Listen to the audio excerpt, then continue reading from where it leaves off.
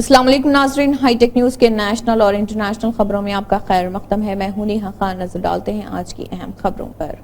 دہلی کے اولڈ راجندر نگر میں U P S C کی تیاری کر رہے 3 طالب علموں کی موت کے معاملے میں طلبہ کا احتجاج جاری ہے۔ طلبہ نے انتظامیہ کو الٹیمیٹم دیا ہے کہ اگر ان کے مطالبات تسلیم نہ کیے گئے تو وہ بھوک ہڑتال کریں گے۔ اس دوران ایم سی ڈی کے additional commissioner doctor Tariq Thomas نے احتجاج کرنے والے ان طلبہ سے ملاقات کرتے ہوئے ان سے احتجاج ختم کرنے کی اپیل کی۔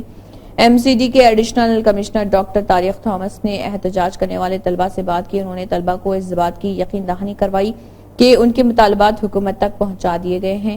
ڈاکٹر طارق تھامس نے 3 طالب علموں کی موت پر افسوس کا اظہار کیا اور کہا کہ ہم یہ بات تسلیم کرتے ہیں کہ نظام اور حکومت کے مسائل رہے ہیں اور غلطیاں ہوئی ہیں۔ حکومت نے کارروائی کی ہے، نیز آئندہ بھی کرتی رہے گی۔ اس معاملے کے خلاف مقدمہ درج کرتے ہوئے ایک کمیٹی بنائی گئی ہے۔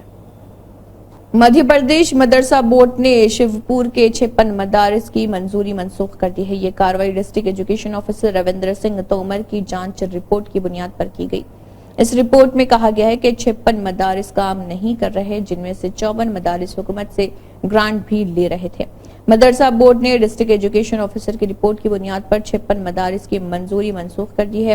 خبروں کے مطابق شیوپور میں کل 80 مدارس ہیں، جن میں سے 56 مدارس ایسے تھے جو کام نہیں کر رہے تھے۔ ان میں سے 54 مدارس حکومت سے گرانٹ بھی لے رہے تھے۔ اس کی شکایت ڈسٹرکٹ ایجوکیشن آفیسر سے کی گئی تھی۔ ڈسٹرکٹ ایجوکیشن آفیسر نے معاملے کی تحقیقات کی، جس میں یہ بات سامنے آئی کہ مدارس میں بڑا فراڈ ہو رہا۔ 56 مدارس کام نہیں کر رہے تھے۔ جانچ کے بعد ڈسٹرکٹ ایجوکیشن آفیسر نے اپنی رپورٹ مدرسہ بورڈ کو بھیج دی۔ انگلینڈ کے علاقے ساؤتھ پورٹ میں مقامی مسجد کے باہر سفید فام انتہا پسند گروپ کے اراکین اور پولیس کے درمیان جھڑپیں مشتعل مظاہرین نے مسجد کے باہر کھڑی پولیس وین کو آگ لگا دی۔ رپورٹ کے مطابق یہاں 3 بچیوں کا چاقو زنی میں قتل کر دیا گیا۔ پولیس کی جانب سے مشتعل مظاہرین کو مسجد کی طرف پیش قدمی سے روکنے کی کوشش کی گئی، جس پر انتہا پسند عناصر کی جانب سے مسجد اور پولیس پر پتھراؤ کیا گیا۔ علاقے میں کشیدہ صورتحال پر قابو پانے کے لیے اینٹی رائٹرز پولیس کو طلب کیا گیا اور تصادم کے بعد حالات پر قابو پانے کے لیے پہنچی پولیس ٹیم میں سے کم از کم 22 پولیس اہلکار زخمی اور 11 کو اسپتال میں داخل کرایا گیا۔ کانگریس کی سابق صدر اور کانگریس پارلیمانی پارٹی سی پی پی کی چیئرپرسن سونیا گاندھی نے پارٹی کے ارکان پارلیمنٹ سے کہا ہے کہ وہ 4 ریاستوں میں ہونے جا رہے اسمبلی انتخابات کے لیے تیار رہیں۔ سی پی پی کے اجلاس سے خطاب کرتے ہوئے سونیا گاندھی نے مزید کہا کہ ہوا ہمارے حق میں ہے۔ سونیا گاندھی نے کہا اگر ہم 4 ریاستوں میں ہونے والے اسمبلی انتخابات جیت جاتے ہیں تو اس کا قومی سیاست پر خاص اثر پڑے گا، اس لیے تیار ہو جائیں، ہوا ہمارے حق میں ہے۔ انہوں نے کہا ہے کہ میں اپنے دونوں قائدین حزب اختلاف اور اپنے ساتھیوں کو مبارکباد پیش کرتی ہوں، جنہوں نے صدر کے خطاب پر شکریہ کی تحریک پر بحث کے دوران ہماری پارٹی کے خیالات کا بھرپور اظہار کیا۔ دہلی کے اولڈ راجندر نگر کوچنگ حادثے کی اعلیٰ سطحی تحقیقات کا مطالبہ کرنے والی عرضی پر دہلی ہائی کورٹ میں سماعت ہوئی۔ اس دوران ہائی کورٹ نے سختی کا مظاہرہ کرتے ہوئے کہا کہ ہر کوئی دوسرے کے کورٹ میں گیند ڈالنے کی کوشش کر رہا، کیا پولیس ایم سی ڈی عہدیداروں کے کردار کی تحقیقات کر رہی؟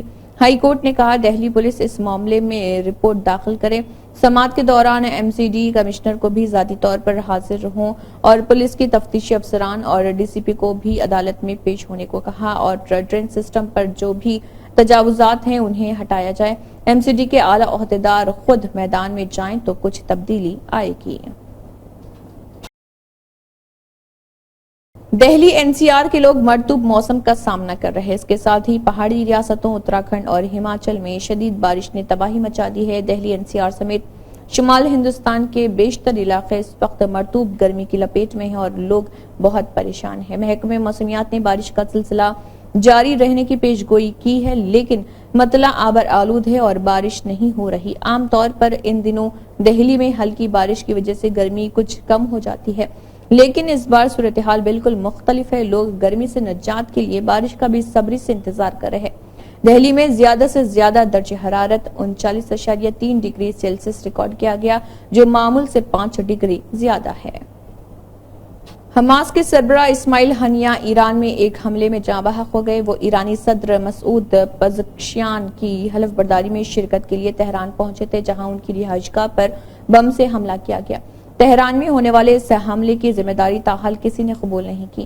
حالانکہ ایرانی میڈیا نے اس حملے کا الزام اسرائیل پر عائد کیا ہے اور دوسری جانب حماس نے بھی اپنے سربراہ کی موت پر سخت رد عمل کا اظہار کیا۔ حماس سے وابستہ شہاب نیوز آؤٹ لیٹ نے حماس کے لیڈر موسی ابو مرزوق کے حوالے سے کہا کہ یہ قتل ایک بزدلانہ کارروائی ہے۔ انہوں نے کہا کہ اسماعیل ہنیہ کی موت رائے گاہ نہیں جائے گی، اس کا بدلہ لیا جائے گا۔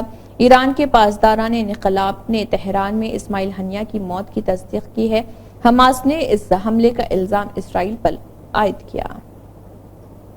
سپریم کورٹ نے one rank one pension scheme کے تحت ریٹائرڈ کیپٹن کو پینشن ادا نہ کرنے پر مرکزی حکومت کی سرزنش کی اور اس پر 2 لاکھ روپے کا جرمانہ عائد کیا۔ جسٹس سنجیو کھنہ اور آر مہادیون کی بینچ نے مرکزی حکومت پر 2 لاکھ روپے کا جرمانہ عائد کرنے کی ہدایت دی اور کہا کہ یہ رقم آرمی ویلفیئر فنڈ میں جمع کرائی جائے۔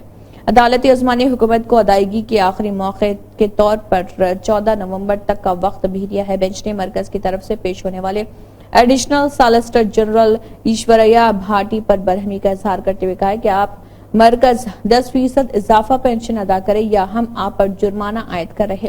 عدالت عظمیٰ نے مرکزی حکومت کو یہ بھی انتباہ دیا کہ اگر وہ 14 نومبر تک ادائیگی کے لیے کوئی فیصلہ کرنے میں ناکام رہتی ہے تو وہ اسے ریٹائرڈ ریگولر کپتانوں کو 10% اضافہ پینشن دینے کی ہدایت دے گی۔ بینچ نے کہا کہ مرکز کو اسکیم کے تحت ایسے ریٹائرڈ افسران کی پینشن سے متعلق تمام بے ضابطگیوں کو دور کرنا ہوگا۔ وہ کئی برسوں سے اس کیس کو گھسیٹنے سے خوش نہیں۔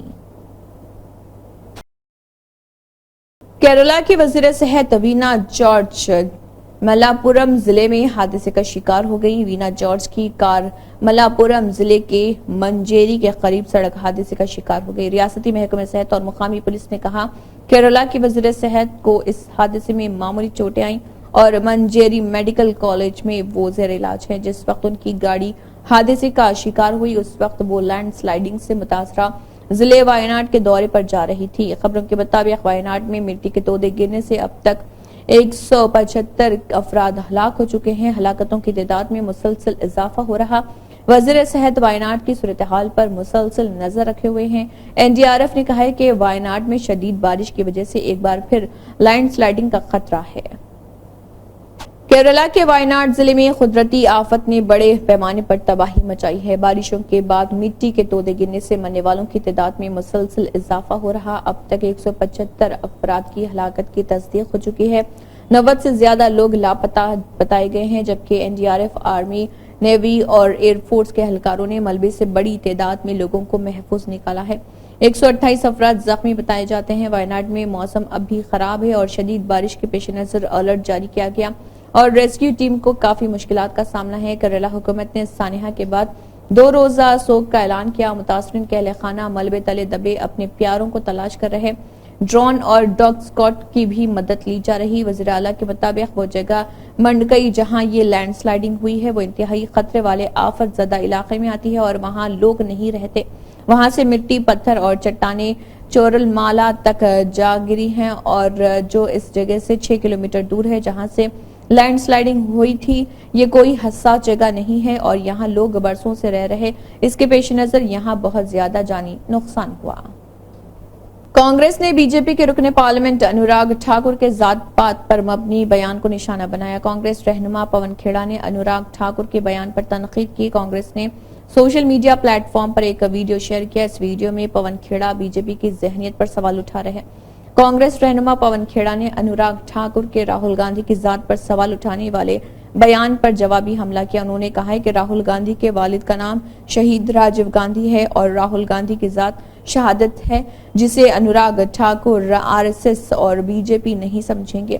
انہوں نے کہا ہے کہ آپ گاندھی خاندان کو جتنی بھی گالی دیں ہندوستان میں ذات پات کی مردم شماری ہو کر رہے گی۔ پون کھیڑا نے کہا ہے کہ انوراگ ٹھاکر کے بیان سے ملک حیران اور غمزدہ ہے۔ اسی کے ساتھ ہائی ٹیک نیوز کے نیشنل اور انٹرنیشنل خبریں اختتام کو پہنچتے ہیں۔ اللہ حافظ۔